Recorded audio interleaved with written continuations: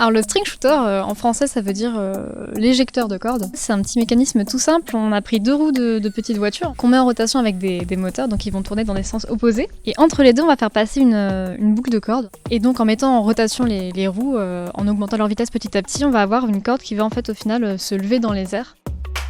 On se dit, oui, il suffit d'augmenter la vitesse et à un moment donné, elle va se soulever. On a testé avec une corde qui est en fait du polyester, qui pourtant ne paraît pas du tout lourde à la prise en main, mais en fait c'était suffisant pour l'empêcher de se soulever, tout simplement parce que nos moteurs n'allaient pas suffisamment vite.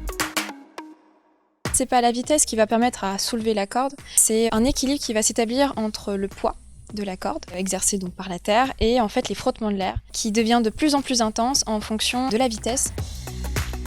Plus on augmente la vitesse, plus le milieu, l'environnement va être perturbé, et donc la corde va se reposer en fait sur l'air, et donc petit à petit, elle va se soulever.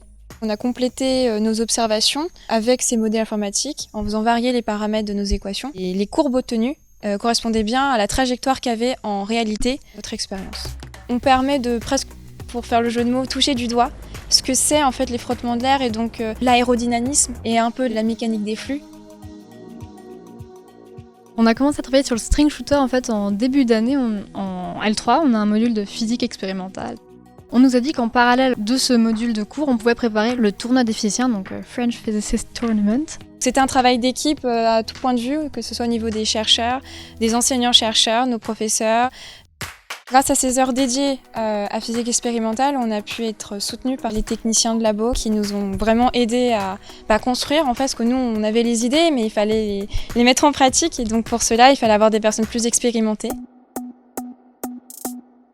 On a pris contact avec un journal, c'est une revue internationale qui s'appelle Emerging Scientist. Le but de cette rédaction, c'est de mettre en avant les projets de recherche des étudiants comme nous.